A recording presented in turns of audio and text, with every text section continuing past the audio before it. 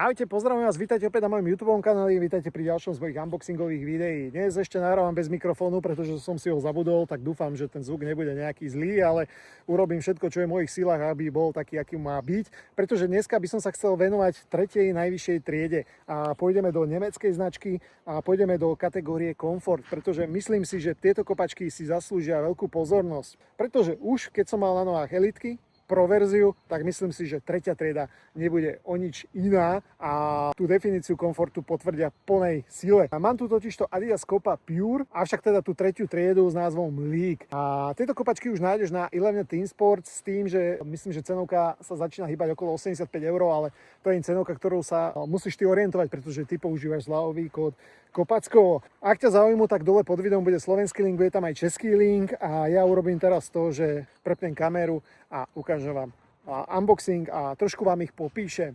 Nech sa páči, tu sú práve v tejto čierno-bielej krabici, ako som hovoril, Copa Pure 4. generácie League, v prevedení teda FG, čiže určené primárne na ten prírodný terén. A ja teda vyberiem jednu z nich, pretože už aj dizajnovo mňa osobne veľmi zaujali. Fakt vyzerajú veľmi dobre a to som nebol nejaký veľký fanúšik práve Adidas Copa, hlavne tých starších generácií, pretože za mňa dizajnovo neboli také, aké by som si osobne predstavoval. Takže tu sa to všetko mení, 4. generácia prináša práve tento hezký kúsok, ktorý, odstraním takhle všetko preč, ostáva teda v syntetike, s tým, že tá syntetika je tvorená aj z nejakých eko prvkov a nesie názov Fusion Feel. Fakt je veľmi príjemná na dotyk, ale aj na samotné nosenie a oproti teda tej originálnej koži má výhodu hlavne v tom, že nebude ti nikdy praskať a nemusíš sa o ňu nejako špeciálne starať. Čo sa týka hmotnosti práve týchto kopačiek, tak tá sa hýbe okolo 260 gramov.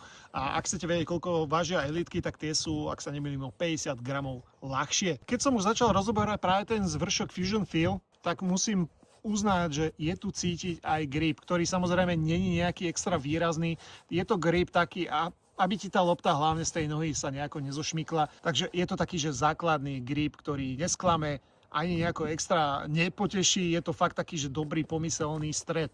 Vstup do tých kopačiek je na základe teda klasického jazyka, ktorý sa neuchycuje na bokoch. A čo je dôležité, uchytí sa práve tu, aby ti nejako neplantal, takže nemusíš sa báť, že by ti nejako zachádzal.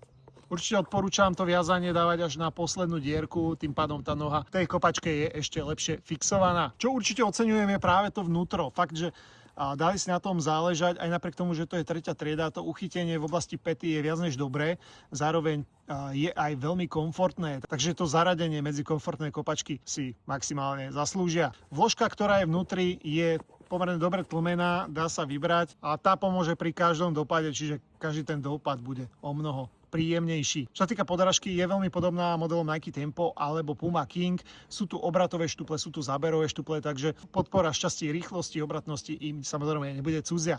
A ako som hovoril, je to FG-čková, čiže primárne určená na prírodný terén, čiže žiadna umelá tráva, ako je tuto v Dúbravke. Takže toto je tretia najvyššia trieda, za mňa super a určite, ak hľadaš komfortné kopačky a si fanúšikom práve týchto troch pruhov, tak nemáš nad čím váhať. Ak sú otázky, pýtaj sa do komentára, poprípade, ak si nevieš vybrať ten správny typ kopačiek, píš mi na môj Instagramový profil Kopackovo. Toto sú Pure 4. generácie League. Díky za dopozeranie a vidíme sa pri ďalšom videu. Čus!